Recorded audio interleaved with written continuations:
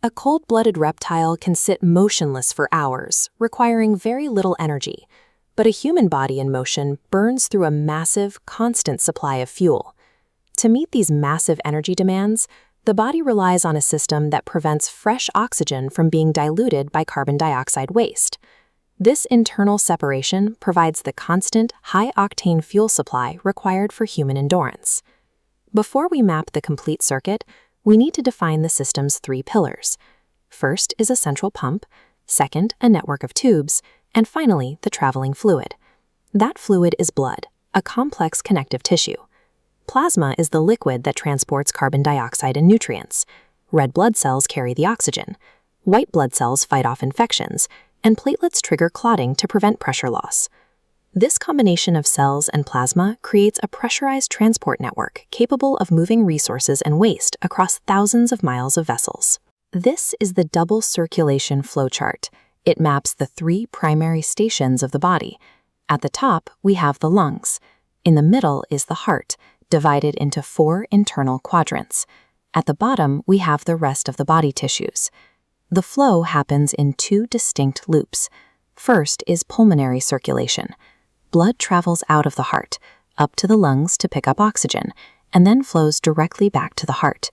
Second is systemic circulation. The heart pumps that newly oxygenated blood down to the body tissues to deliver resources, and the oxygen-depleted blood returns back to the central pump.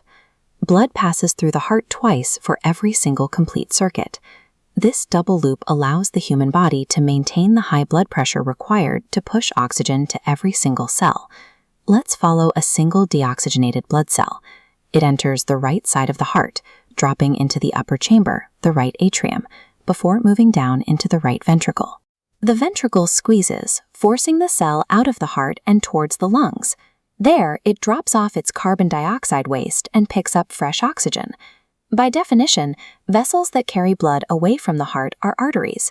That means this specific pathway is called the pulmonary artery. It is the only artery in the body that carries deoxygenated blood. The newly oxygenated cell now travels back to the left side of the heart. Since it's moving towards the pump, it travels through a vein. The pulmonary vein is the single exception that carries oxygen-rich blood.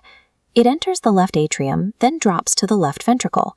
Finally, the left ventricle contracts, forcing the oxygenated cell out through the largest vessel in the body, the aorta, to supply the rest of your systems.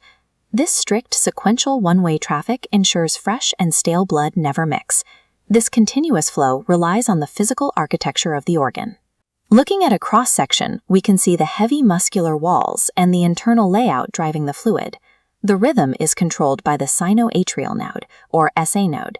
Acting as a biological pacemaker, it fires electrical impulses that trigger the heart walls to contract in sequence. As the chambers squeeze, internal valves snap shut. This seals off the previous chamber, ensuring that blood can only move forward. The left ventricle has a much thicker muscular wall than the right. The right ventricle only needs to pump blood to the nearby lungs.